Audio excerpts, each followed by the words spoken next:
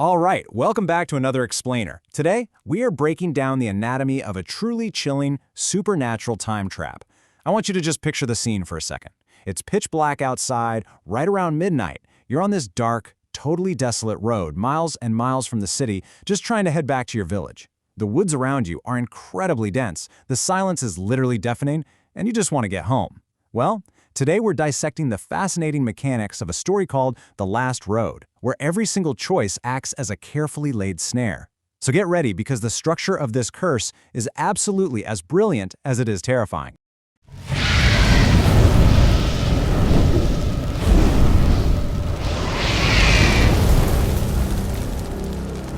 To really understand how this trap functions, we first got to put ourselves very in the shoes of our protagonist, Arav.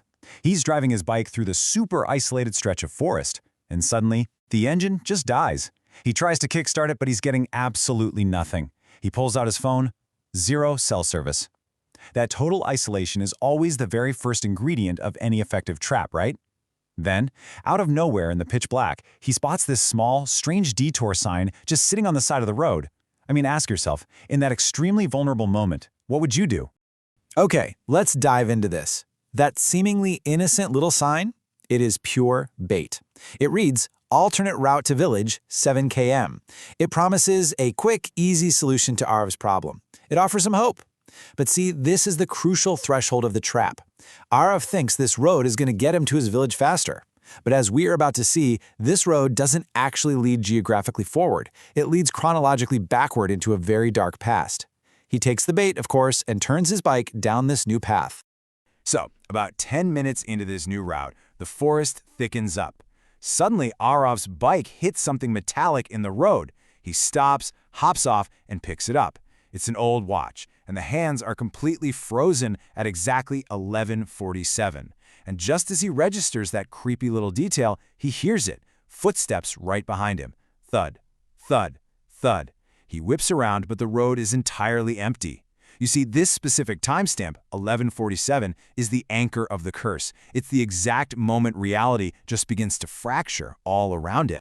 Obviously speeding away from those invisible footsteps, Arav encounters a strange old man just standing by the side of the dark road. The old man flags him down and gives him this incredibly stark warning. He says, do not go down this path, because there is absolutely no way back. Arav, acting like your classic skeptical protagonist, kind of just laughs it off and says he's in a hurry. Seeing that he can't be stopped, the old man issues one final, chilling, hard rule for this universe. If you see a girl, don't look at her. And here is exactly where the tension breaks, because while we all know rules in these scenarios exist solely to be broken, right? A few minutes later, perfectly positioned right in the beam of his headlight, a girl in white clothes is standing dead center in the road. Arav stops to ask if she needs help, and boom, his bike inexplicably dies again. He remembers the old man's warning. He tries so hard not to look, but as she slowly lifts her head, human nature just takes over. He makes eye contact. Instantly, she vanishes into thin air, and this terrifying whisper echoes right next to his ear. You are too late. And this brilliantly illustrates the core mechanics of the trap. Total panic sets in. Arav kickstarts his bike and drives at absolute top speed just to escape. 10 minutes pass. He looks up and sees a board. Alternate route to village, 7 km. He frantically checks his phone. It's 12:05 a.m. Thinking he somehow got turned around and drove in a circle, he flips his bike around and drives in the exact opposite direction. 10 minutes later, the exact same board appears. He is moving physically forward, burning fuel, burning time, but he's trapped inside a closed, 7-kilometer space-time loop. So at this point, Arav is completely desperate, and he finally spots a faint light deep in the dense woods. It's this old, abandoned house. And get this, the door just opens on its own as he approaches. Using his phone's flashlight, he steps into the pitch black and finds a wall completely covered in dusty photographs. He freezes. Staring back at him from one of the frames is the exact same old man who warned him on the road. The date beneath it, 1998. In the next frame, it's the girl in white. The caption simply reads, Mira, 1998. And suddenly, the sound of someone weeping echoes from the floor above. He creeps upstairs to find a single, old room with a diary resting on a table. The very first page greets him with this horrific realization: if you are reading this, you are on the same road. This diary right here is essentially the exposition engine of the trap. It efficiently lays out all the lore. Back in 1998, a horrific bus crash occurred on this very forest road. Many people died, including that girl Mira. And ever since that tragic night, an active curse has just consumed any traveler who mistakenly wanders onto this path after dark. They just vanish. But the diary does offer one tiny sliver of hope. It states, there is only one way out. When the clock strikes 1, you must choose the last path. As soon as Arav reads those words, the trap reacts violently. Every single window in the room slams shut. The heavy wooden door bangs closed, totally locking him in. He glances over at a clock on the wall. The time is exactly 12:59. He has exactly 60 seconds to make literally the most important choice of his entire life. At the exact stroke of 1 a.m., a door he had never even seen before just materializes right on the wall. The engraving above it reads "The Last Path." The door swings open on its own to reveal not one but 3 distinct pathways, all shrouded in total darkness.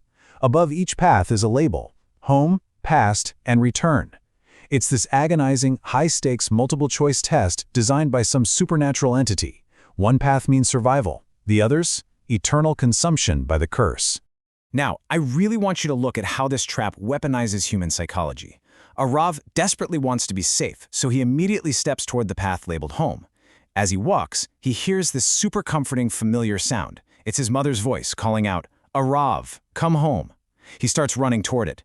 But then, logic finally pierces through the panic. He remembers a minor but absolutely crucial detail. His mother was actually out of town that night. It's a fatal illusion. He stops dead in his tracks. And from the darkness, right behind him, Mira's voice whispers, "You guessed right."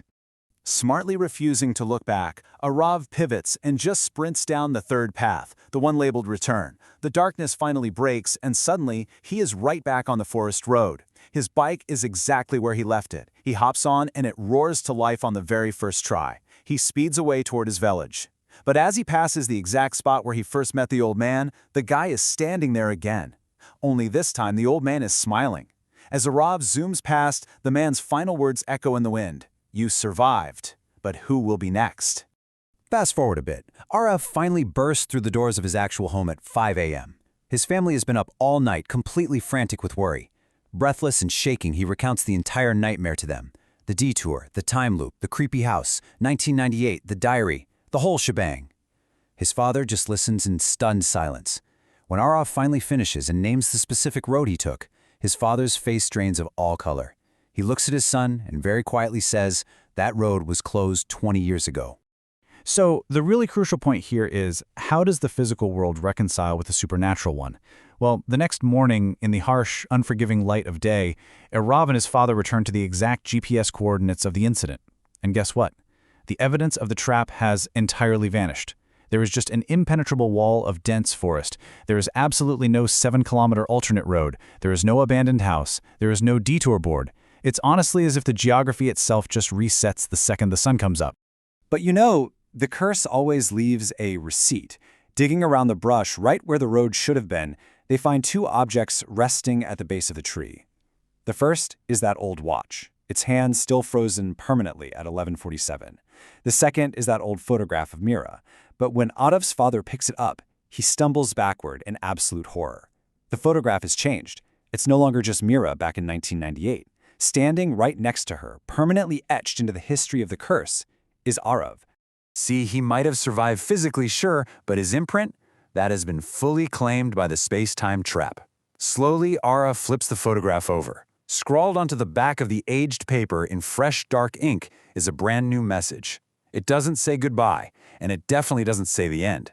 It simply reads, "The next path has opened." The trap is fully reset. The bait is waiting. And wow, that brings us to the end of our explainer on the anatomy of this utterly terrifying supernatural trap.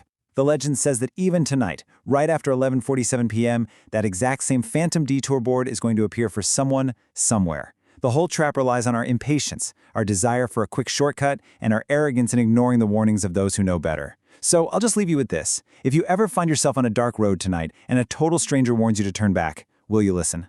Thanks so much for joining me on this explainer. Stay safe out there, and I'll catch you in the next one.